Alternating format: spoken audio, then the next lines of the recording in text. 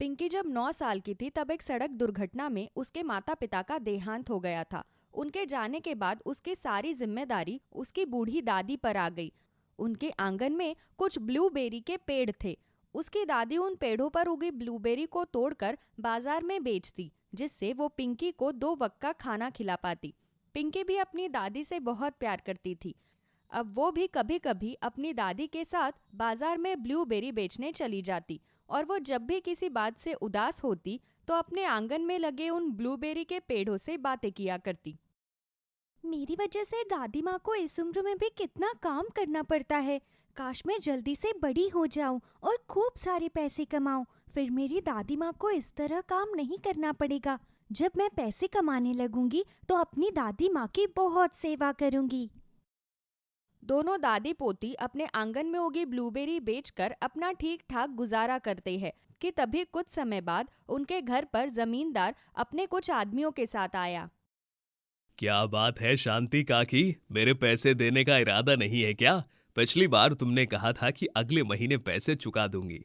उस बात को भी 6 महीने बीत चुके हैं, लेकिन तुमने अभी तक मेरे पैसे ही नहीं दिए।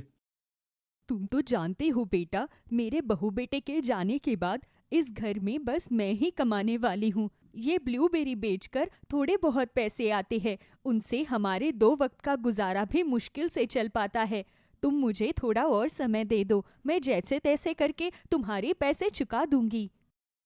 तुम्हारा तो हर बार का यही कहना है। तुम्हारे बेटे ने पहले तो मुझसे इतना कर्ज ले लिया और अभी तक अपने पैसे लेने के लिए मुझे हर महीने तुम्हारे घर के चक्कर काटने पड़ते हैं। अब मैं तुम्हें और मोहलत नहीं दे सकता। तुम आज के आज इस घर को खाली कर दो, वरना तुम्हारे लिए ठीक नहीं होगा। ऐसा मत करो बेटा, इस बुढ़ापे में अपनी पोती को लेकर मैं कहाँ जाऊंगी। हम पर थोड़ा सा रहम करो। अगर मैं इस तरह सब पर रहम करने लगा तो मैं तो रास्ते पर आ जाऊंगा। शाम तक के घर खाली हो जाना चाहिए, वरना घर खाली करवाने के मुझे और भी तरीके पता है। बेचारी शांति देवी को कर्ज ना चुका पाने की वजह से अपना घर छोड़ना पड़ता है। वो अपनी पोती को पास के ही मोहल्ले में ले जाकर एक घास फूस की झोपड़ी बनाकर उसमें रहने लगती है। दादी माँ, वो अंकल कितने बुरे हैं, उन्होंने हमसे हमारा घर छीन लिया। मेरी बच्ची, तू इन सब बातों के बारे में ज्यादा मत सोच। तुझे स्कूल जाना है ना, जा आराम से स्कूल जा, वरना तुझे देर हो जाएगी। शांति अपनी पोती को स्कूल भेज देती है, लेकिन उसके स्कूल में जाने के बाद वो परेशान होकर अकेले ही बातें करने लगती है। हे भगवान, मुझे समझ में ही नहीं आ रहा कि अब मैं क्या करूं। पहले कम से कम मेरे आंगन में ब्लूबेरीज के पेड़ तो थे, उन्हें बेचकर कम से कम हम 2 वक्त की रोटी खा पाते थे। अब तो मेरे पास कमाई का कोई भी साधन नहीं है, मैं कैसे सब संभालूंगी। शांति देवी ये सोच सोच कर परेशान होती है। तभी उसकी एक पुरानी पड़ोसन उससे वहां पर मिलने आती है। अरे, आओ आओ कमला बहन, आओ। वैसे भी यहाँ अकेले बैठे बैठे मेरा दम घुट रहा है। अच्छा हुआ जो तुम मुझसे मिलने आ गई। तुम्हारे घर के बारे में सुनकर बहुत दुख हुआ। अगर मेरे पास कुछ पैसे होते तो मैं तुम्हारी मदद जरूर करती, लेकिन मैं तो खुद ही लोगों के घरों में काम करके अपना गुजारा चलाती हूँ। कम से कम अपना गुजारा चलाने के लिए तुम्हारे पास काम तो है बहन, लेकिन मेरे पास तो 2 वक्त की रोटी के लिए भी कोई काम नहीं। अगर तुम्हारी नज़र में किसी को काम की ज़रूरत हो तो मुझे ज़रूर बताना। काम की ज़रूरत तो है। जो मेरी मालकिन है, उन्होंने मुझसे कहा था कि अगर घर के बर्तन और साफ सफाई करने वाली मिल जाए तो वो उसे ठीक ठाक पैसे दे देंगी। तुम कहो तो मैं मालकिन से तुम्हारे लिए बात कर लूंगी। हाँ जरूर कमला बहन, वैसे भी मुझे इस वक्त काम की सख्त जरूरत है। कमला अपने साथ ही शांति देवी को काम पर लगवा लेती है। अब शांति देवी इतने बुढ़ापे में भी लोगों के घरों में काम करती, लेकिन उसकी मालकिन उनके साथ अच्छे से पेश नहीं आती थी। उन्हें अपने पैसों पर बहुत घमंड था, इसलिए वो बात बात पर अपने सभी नौकरों को कुछ ना कुछ उल्टा सीधा कहती ही रहती थी। एक दिन काम करते हुए शांति देवी के हाथ से पानी का ग्लास गिर गया, तो इतनी सी बात पर उसकी मालकिन ने उसे खूब खरी खोटी सुनाई। क्यों रे बुढ़िया, तेरी आंखें फूट गई है क्या, जो इस तरह बिना देखे काम कर रही है? पता भी है ये गिलास कितने का था? मेरा पूरा का पूरा ग्लास का सेट ही खराब कर दिया। इतना महंगा लेकर आई थी मैं। अब देख तू, तेरी तनख्वाह में से ही इस ग्लास के पैसे काटूंगी। पूरे 1,000 रुपए का ग्लास तोड़ा है तूने मेरा। अगर मैंने आज ऐसा नहीं किया तो कल तो तेरे लिए हर चीज तोड़नी आम हो जाएगी। ऐसा मत कहिए मालकिन, मैंने जानबूझकर ये ग्लास नहीं तोड़ा। पहले ही मेरी तनख्वाह इतनी कम है, अगर आप उसमें से भी इस तरह मेरे पैसे काट लेंगी तो मेरे घर का खर्चा कैसे चलेगा? मैंने तेरे घर का खर्च चलाने का ठेका लिया हुआ है क्या? और अगर इतना ही शौक है कि मैं तेरे पैसे ना काटूं तो ठीक से काम क्यों नहीं करती? अब तूने मेरा जो नुकसान किया है वो तो तुझे भरना ही पड़ेगा ना। उनकी मालकिन आए दिन उनके साथ ऐसा व्यवहार करती। कभी शांति देवी काम पर जाने में थोड़ी लेट हो जाती या किसी दिन उसकी तबीयत खराब होती तो उसकी मालकिन उसके दोगुने पैसे काट लेती। तभी एक दिन पिंकी भी अपनी दादी माँ के साथ काम पर जाने की जिद करने लगी। शांति देवी ने उसे बहुत समझाया, लेकिन वो जिद करके उसके साथ हवेली में चली गई। वाह दादी माँ, ये हवेली कितनी बड़ी है ना। हाँ बेटा, बहुत बड़ी है। तू यहीं नीचे आराम से बैठ जा, थोड़ी देर में मेरा काम पूरा हो जाएगा, फिर हम घर चलेंगे। शांति देवी काम करने लगी। तभी थोड़ी देर बाद उसकी मालकिन वहां पर आती है। वो धुले हुए बर्तनों को छाट छाट कर उठाकर देखने लगती है। छी छी छी छी, ये किस तरह से बर्तन धोए है रे बुढ़िया तूने? सारे बर्तनों पर इतना सारा साबुन चिपका हुआ है। नहीं मालकिन, मैंने तो सारे बर्तन अच्छी तरह से साफ किए थे। अच्छा, मतलब मैं झूठ बोल रही हूँ। चल, ये सारे बर्तन दोबारा से साफ कर। लेकिन मालकिन, मैंने अभी अभी ही ये सारे बर्तन धोए हैं और सारे बर्तन बिल्कुल साफ है। मुझे घर जाकर मेरी पोती के लिए खाना भी बनाना है। अच्छा, तो मतलब तू दोबारा ये बर्तन नहीं धोएगी? हर रोज की तरह उनकी मालकिन उनके साथ बुरा व्यवहार करने लगती है। अपनी दादी के साथ ऐसा व्यवहार होता हुआ देखकर पिंकी को बहुत बुरा लगता है। आप मेरी दादी माँ के साथ इस तरह से क्यों बात कर रही है? जब उन्होंने कहा कि उन्होंने सारे बर्तन धो दिए तो आप फिर से उनसे सारे बर्तन क्यों धुलवा रही है? आप भले ही कितनी बड़ी हवेली की मालकिन हो, लेकिन आप मेरी दादी माँ से इस तरह से बात नहीं कर सकती। देखो तो इसकी जुबान कैसे कैंची की तरह चल रही है। इतना ही शौक है कि तुमसे कोई इज्जत से बात करे तो इज्जत वाला काम करो ना। 2 कौड़ी के लोगों, हम जैसों की हवेली में नौकरों का काम करते हो और तेवर तो ऐसे रखते हो जैसे पता नहीं कहाँ के शहंशाह हो। चले बुढ़िया, निकल यहाँ से, और आज के बाद मेरी हवेली में आने की जरूरत नहीं है। कहीं और काम ढूंढ लियो अपने लिए। उनकी मालकिन उन्हें धक्के मारकर घर से निकाल देती है। तभी पिंकी घर जाकर रोते हुए कहती है, अगर हमारे आंगन में आज वो ब्लूबेरी के पेड़ होते तो मेरी दादी माँ को उस घर में कभी भी काम ना करना पड़ता और ना ही उन्हें इतनी जिल्लत सहनी पड़ती। ब्लूबेरी के पेड़, मैं तुम्हें बहुत याद करती हूँ। पहले तो मैं तुमसे अपने सभी दुख सुख बांट लेती थी, लेकिन तुम अभी यहाँ नहीं हो। प्लीज तुम यहाँ पर आ जाओ ना, मुझे तुम्हारी बहुत याद आती है। ये बातें कहते हुए पिंकी सो जाती है। वो अगले दिन उठकर अपने आंगन में जाती है तो उसके आंगन में ब्लूबेरी के वही पेड़ उगे हुए होते हैं। उन्हें देखकर वो बिल्कुल हैरान रह जाती है। तभी उसे ब्लूबेरी के पेड़ से आवाज आती है, तुम इस तरह हैरान क्यों हो रही हो पिंकी? तुम ही तो कल रात हमें यहाँ याद कर रही थी, इसीलिए हम तुम्हारे पास आ गए। तुम सच कह रहे हो या मैं कोई सपना देख रही हूँ? तुम कोई सपना नहीं देख रही हो, हम सच में तुम्हारे पास आ गए हैं। चाहे तो तुम हमारे पेड़ से ब्लूबेरी तोड़कर खाकर देख सकती हो, उससे तुम्हें हम पर यकीन हो जाएगा। पिंकी ब्लूबेरी के पेड़ से खूब सारी ब्लूबेरी तोड़ती है और उन्हें खाकर देखती है तो उसे यकीन होता है कि वो कोई सपना नहीं देख रही। ब्लूबेरी के पेड़, जब मैंने तुम्हें याद किया तो तुम मेरे पास आ गए, लेकिन इतने दिनों में क्या तुम्हें मेरी याद नहीं आई? अगर तुम मेरे पास आ ही सकते थे तो पहले ही क्यों नहीं मेरे पास आ गए? तुम्हारी बात बिल्कुल ठीक है, लेकिन जब तक कोई हमें दिल से नहीं पुकारता तब तक हम खुद उसके पास नहीं जा सकते। मैं जानता हूं कि इस समय तुम बहुत ज्यादा परेशानी में हो, इसीलिए मैं तुम्हारी मदद करूंगा। ये सभी ब्लूबेरी के पौधे जादुई हैं, तुम इनसे जितनी मर्जी ब्लूबेरी तोड़ो, उन पर उगी ब्लूबेरी कभी खत्म नहीं होगी। तुम इन ब्लूबेरीज को बाजार में बेचकर खूब अच्छे पैसे कमा सकती हो। मैं अभी तुम्हें ढेर सारी ब्लूबेरीज देता हूँ। जादुई ब्लूबेरी का पेड़ पिंकी को खूब सारी टोकरियां भरकर ब्लूबेरी देता है। पिंकी ये सारी बात जाकर अपनी दादी माँ को बताती है। उसकी दादी और वो मिलकर बाजार में जाकर सारी ब्लूबेरीज बेच देती है, जिससे उनकी अच्छी खासी कमाई हो जाती है। अब पिंकी की दादी ब्लूबेरी के पेड़ से हर रोज ब्लूबेरी मांगती और उन्हें बाजार में जाकर बेच देती। कुछ ही महीनों में ढेर सारी ब्लूबेरीज बेचकर उसकी दादी ने ढेर सारे पैसे कमा लिए। ऐसे ही साल बीतते गए। पिंकी भी अब बड़ी हो गई है। अब दादी माँ की जगह वो बाजार में ब्लूबेरीज बेचने जाने लगी। उनके पास ब्लूबेरीज की इतनी भरामार थी कि शहर का हर व्यापारी उनसे ही ब्लूबेरी खरीदता था। ब्लूबेरी बेचकर दोनों दादी पोती शहर में सबसे अमीर हो गए। तभी एक दिन उनके घर पर एक औरत काम मांगने आई। जब पिंकी ने उस औरत को ध्यान से देखा तब उसे कुछ याद आया। आप तो वही है ना जिनकी हवेली में मेरी दादी माँ काम किया करती थी, लेकिन आपकी ऐसी हालत कैसे हो गई?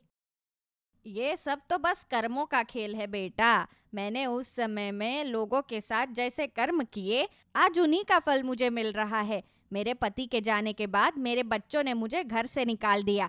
अब मुझे 2 वक्त की रोटी के लिए भी लोगों के घरों में काम करना पड़ रहा है। मैंने तुम्हारे दादी माँ के साथ जो भी किया, मैं उसके लिए बहुत बहुत शर्मिंदा हूँ। हो सके तो मुझे माफ कर देना।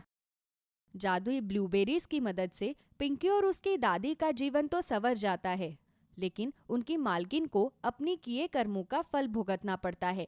इसलिए कहते हैं कि हमें हमेशा अच्छे कर्म करने चाहिए, क्योंकि किसी का भी वक्त बदलते हुए देर नहीं लगती। राहुल एक सरकारी स्कूल में 8वीं कक्षा में पढ़ता था। राहुल की एक बुरी आदत थी, वो थी चोरी करना, जिस वजह से उसकी विधवा माँ शांति के घर आए दिन लोगों के ताने और राहुल की शिकायतें आया करती थी। शांति घर चलाने के लिए एक घर में साफ सफाई का काम किया करती थी। ऐसे ही एक दिन राहुल की क्लास में मोनू नाम का एक लड़का था। उसकी माँ ने उसे नई ज्योमेट्री बॉक्स दिलाई थी। मोनू वो ज्योमेट्री बॉक्स राहुल को दिखाता है और कहता है, राहुल, ये देख, मेरी मम्मी ने मुझे ये बॉक्स दिलाया है। तुझे पता है, स्कूल के सामने जो स्टेशनरी है ना, उस पर बहुत महंगी मिल रही थी। तभी मेरी मम्मी ने इस बॉक्स को ऑनलाइन ऑर्डर कर दिया। अरे वाह राहुल, तू तो सच में बहुत लकी है। तभी तो तुझे इतना प्यार करने वाले मम्मी पापा मिले। एक बार मुझे ये बॉक्स दिखा तो। वैसे ये बॉक्स दिखने में भी काफी सुंदर है। मुझे भी ये बॉक्स बहुत पसंद आई है।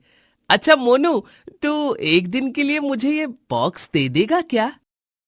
अरे नहीं नहीं राहुल, तू ये कैसी बातें कर रहा है? तुझे तो पता है ये बहुत महंगी है। अगर ये बॉक्स कहीं से टूट गई तो मेरी मम्मी मुझे बहुत मारेंगी। इसीलिए मैं तुझे दे नहीं सकता। अरे तू अपनी मम्मी को मत बताइयो। और वैसे भी एक दिन की ही बात है। एक दिन इसे मेरे पास रहने दे, फिर मैं तुझे वापस कर दूंगा। नहीं राहुल, मैं तुझे ये बॉक्स नहीं दे सकता। तुझे पता भी है कितना जिद करने के बाद मुझे ये बॉक्स मिला है। मोनू अपना बॉक्स लेकर अपनी सीट पर चला जाता है। राहुल को मन ही मन बहुत बुरा लग रहा था, लेकिन फिर भी राहुल को वो ज्योमेट्री बॉक्स बहुत पसंद आती है। और ऐसे ही थोड़ी देर बाद सभी बच्चों की छुट्टी हो जाती है और सभी बच्चे अपने अपने घर आ जाते हैं। घर आने के बाद राहुल चुपके से अपने कमरे में जाता है और अपना स्कूल बैग खोल के मोनू का चुराया हुआ बॉक्स निकाल के बॉक्स को बहुत ही ध्यान से देखने लगता है और बहुत खुश होता है। आखिरकार मैंने इसे चुरा ही लिया। मोनू को क्या लगा था कि अगर वो मुझे बॉक्स नहीं देगा तो मैं ये बॉक्स नहीं ले पाऊंगा।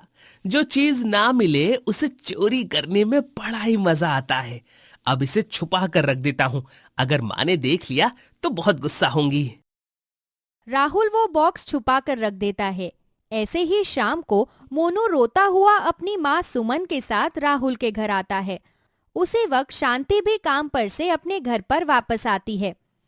मोनू को इस तरह से रोता हुआ देखकर शांति मोनू से पूछती है, क्या बात है बेटा, तुम रो क्यों रहे हो? राहुल ने तुम्हें मारा क्या? नहीं आंटी, बल्कि राहुल ने मेरा बॉक्स चुरा लिया है। कल ही मेरी मम्मी ने मुझे वो बॉक्स खरीद कर दिया था और आज मैंने क्लास में सिर्फ राहुल को ही वो बॉक्स दिखाया था और फिर मेरा बॉक्स कहीं मिल ही नहीं रहा। मुझे पूरा यकीन है कि मेरा बॉक्स राहुल ने ही चुराया है।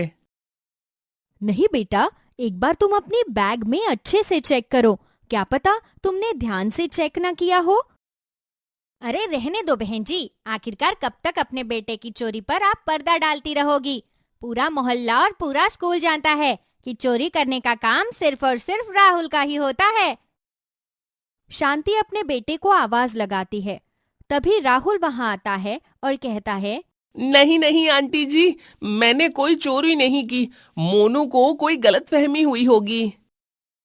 क्या बात है बेटा, तुम्हें पहले से ही पता था क्या कि मैं तुम्हारे ऊपर चोरी का इल्जाम लगाने आई हूँ? तुम तो यहाँ थे भी नहीं, फिर तुम्हें कैसे पता चला कि हम यहाँ पर क्यों आए हैं? हाँ माँ, इसी ने मेरी ज्योमेट्री बॉक्स चुराई है। अच्छा बहन जी, बात को बढ़ाने से कुछ नहीं होगा। आप अपने बेटे से कह दो कि वो मुझे अपने कमरे में लेकर चले, क्योंकि मुझे इसके कमरे की तलाशी लेनी है। सुमन राहुल के कमरे में जाती है और उसके कमरे की तलाशी लेने लगती है। तभी सुमन राहुल के स्कूल बैग को चेक करती है। स्कूल बैग में ज्योमेट्री बॉक्स रखा हुआ था। बॉक्स को देखकर सुमन का पारा हाई हो जाता है और वो शांति से कहती है, देख लिया बहन जी, आखिरकार घर से सामान मिल ही गया। यही संस्कार दिए हैं क्या आपने अपने बेटे को? अरे मेरा बेटा भी इसी के साथ पढ़ता है, लेकिन मैंने अपने बेटे को बहुत अच्छे संस्कार दिए हैं। लगता है इसका बाप भी चोर था, तभी तो बेटा भी चोर बन गया है। देखिए बहन जी, आपको जो कुछ भी कहना है आप मुझे कह लीजिए, लेकिन कम से कम मेरे मरे हुए पति को तो मत कहिए। वो बहुत अच्छे इंसान थे और मेरे बेटे ने जो कुछ भी किया है उसके लिए मैं आपसे हाथ जोड़कर माफी मांगती हूँ। शांति को बहुत ज्यादा शर्मिंदगी महसूस होती है। वो तुरंत डंडा उठाकर राहुल को मारना पीटना शुरू कर देती है। ये सब देखकर सुमन और मोनू वहां से चले जाते हैं। अरे तेरे जैसा नालायक बेटा पैदा करने से अच्छा तो मैं कहीं जाकर खुद को मार ही दूं। अरे तेरी वजह से मुझे रोज किसी ना किसी के सामने शर्मिंदा होना पड़ता है। अरे जाकर कहीं मर क्यों नहीं जाता तू? माँ, मुझे माफ कर दो। मैं वादा करता हूँ अब से मैं कभी चोरी नहीं करूँगा। राहुल अपनी माँ से माफी मांगता है, जिसके बाद शांति थोड़ी शांत हो जाती है। देखते ही देखते कुछ दिन और गुजर जाते हैं। राहुल ने अब चोरी करना बंद कर दिया था, लेकिन कहते हैं ना, आदत सुधारने में थोड़ा वक्त तो लगता ही है। ऐसे ही एक दिन शांति अपने बेटे से कहती है, राहुल बेटा, ये ले 100 रुपए, जाकर दुकान से 1 किलो चीनी ले आओ और हाँ, कुछ भी गलत काम करने की कोशिश भी मत करना। शांति हमेशा अपने बेटे को समझा बुझा कर ही घर से बाहर भेजा करती थी। राहुल पैसे लेकर दुकान पर जाता है। दुकान वाला राहुल को चीनी देता है। तभी राहुल की नजर दुकान वाले के गुल्लक के ऊपर जाती है। राहुल मौका देखकर दुकान वाले का गुल्लक चुराकर अपने घर ले आता है और गुल्लक को ले जाकर घर में चुपचाप रख देता है।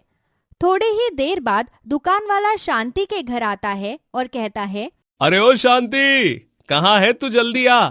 आज तेरे बेटे ने जो किया है ना, उसके लिए मैं तुझे और तेरे बेटे को कभी माफ नहीं करूंगा। अरे क्या हुआ लाला, तुम इतना चिल्ला क्यों रहे हो? देख, पूरा गांव, पूरा टोला जानता है तेरा बेटा एक नंबर का चोर है और आज मेरा सबसे पहला ग्राहक राहुल ही था। मेरी दुकान पर राहुल के अलावा अभी तक कोई आया ही नहीं है और अचानक से मेरा गुल्लक कैसे चोरी हो गया? मैंने खुद अपने हाथों से गुल्लक को टेबल पर रखा था। जल्दी बता, तेरा बेटा कहाँ है? बेचारी शांति कुछ कह पाती कि उसके पहले ही दुकानदार शांति के घर में घुसकर तलाशी लेने लगता है। तभी दुकानदार देखता है कि राहुल अपने कमरे में घबराया हुआ बैठा हुआ है। ये देखकर दुकानदार समझ जाता है कि चोरी राहुल ने ही की है। दुकानदार राहुल के कमरे की अच्छे से तलाशी लेता है और बेड के नीचे दुकानदार को अपना गुल्लक मिल जाता है। गुल्लक लेकर दुकानदार शांति के पास जाता है और शांति के सामने ही राहुल को खींचकर 2-3 थप्पड़ मारता है और कहता है, क्या शांति बहन, रोज रोज तुम अपने इस नालायक बेटे के कारण शर्मिंदा होती हो। अरे ऐसे बेटे को घर में रखने से अच्छा है कि तुम इसे धक्के मारकर घर से बाहर कर दो। तुम सही कह रहे हो, ऐसी औलाद होने से अच्छा तो मैं बिन औलाद रहूं। इसने मुझसे वादा किया था कि ये कभी चोरी नहीं करेगा, लेकिन आज फिर से इसने चोरी करके मेरा सर शर्म से नीचे कर दिया।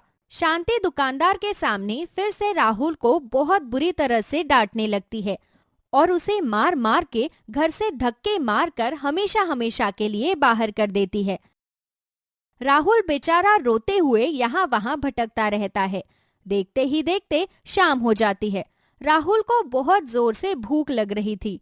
तभी राहुल की नजर एक बगीचे पर पड़ती है। बगीचे में खूब सारे सुंदर सुंदर और काले काले अंगूर लगे हुए थे। अंगूर देखकर राहुल खुद को रोक नहीं पाया और जैसे ही वो अंगूर तोड़ने लगा तभी उसे अंगूर से आवाज आती है, रुको, तुमने जो किया है वो बहुत गलत है। तुम्हें पता है ना, चोरी करना गलत बात है, लेकिन तुमने चोरी करने के साथ साथ अपनी माँ का दिल भी दुखाया है। इतना बोलकर जादुई अंगूर अपनी जादुई शक्तियों से राहुल को अपने अंगूर के गुच्छे से जकड़ लेती है, जिससे राहुल को बहुत ज्यादा दर्द हो रहा था। तभी राहुल रोते हुए हाथ जोड़कर जादुई अंगूर से कहता है, हे जादुई काले अंगूर, मुझे माफ कर दो। अब मैं कभी चोरी नहीं करूंगा और ना कभी अपनी माँ का दिल दुखाऊंगा। मैं वादा करता हूँ कि मैं जब तक सुधर नहीं जाता तब तक मैं अपनी माँ की शक्ल नहीं देखूंगा। ठीक है, अगर तुम अब से सुधरना चाहते हो तो ये बहुत अच्छी बात है। कहते हैं जब जागो तभी सवेरा। इसीलिए तुमने पीछे जो कुछ भी किया है उसे भूलकर अपने जीवन में आगे बढ़ो और हमेशा ईमानदारी और मेहनत के रास्ते पर आगे बढ़ो। तुम्हारा बहुत बहुत शुक्रिया जादुई अंगूर। मैंने जो कुछ भी किया वो बहुत गलत है। मेरी वजह से मेरी माँ को लोगों के ताने सुनने पड़ते हैं। लेकिन अब मैं क्या करूं, जब मैं अपने ही उम्र के बच्चों के पास वो सारी चीजें देखता हूं जो मेरे पास नहीं है, तो मेरी भी इच्छा होती है कि वो चीज मेरे पास भी हो। लेकिन गरीबी के आगे मैं अपनी माँ से अपनी इच्छाओं के बारे में बोल नहीं पाता। कोई बात नहीं, अब से तुम्हें कभी भी निराश होने की जरूरत नहीं है। अब हमेशा मैं तुम्हारे साथ रहूंगी। और हाँ, जब तक तुम एक कामयाब इंसान नहीं बन जाते तब तक तुम अपने माँ के पास मत जाना। इस तरह से जादुई काले अंगूर राहुल के लिए एक छोटा सा घर बना देते हैं। राहुल इस घर में रहकर जादुई काले अंगूर की मदद से जान लगाकर पढ़ाई करता है और देखते ही देखते समय बहुत ही तेजी से आगे बढ़ने लगता है और इस तरह से कई साल गुजर जाते हैं। अब राहुल 22 साल का हो चुका था। राहुल अब बहुत समझदार बन गया था। 22 साल की उम्र में ही जादुई काले अंगूर की मदद से उसने हर वो चीज हासिल कर ली थी जो वो चाहता था।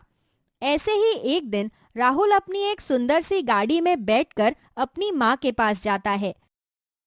शांति अब बूढ़ी हो चुकी थी। अपने बेटे को इतना कामयाब और गाड़ी में आते हुए देखकर शांति की आंखों में आंसू आ जाते हैं और वो अपने बेटे को गले लगा लेती है। माफ कर दे बेटा, मुझे मजबूरी में तुझे खुद से दूर करना पड़ा, क्योंकि मैं चाहती थी कि तू मुझसे दूर रहकर एक अच्छा इंसान बने। शायद मेरी परवरिश में ही कोई कमी थी। नहीं नहीं माँ, तुम अपने आप को गुनाहगार मत बनाओ। जो कुछ भी हुआ था वो सब कुछ मेरी वजह से ही था। इसीलिए अब मैंने अपने आप को पूरी तरह से बदल लिया है और ये जो कुछ भी है वो सिर्फ और सिर्फ जादुई काले अंगूर की वजह से है। राहुल अपनी माँ को जादुई काले अंगूर के बारे में सारी बात बताता है, जिसके बाद राहुल अब हमेशा हमेशा के लिए अपनी माँ को अपने बड़े से घर में ले जाता है और वहाँ वो दोनों हंसी खुशी अपने जीवन में आगे बढ़ते हैं।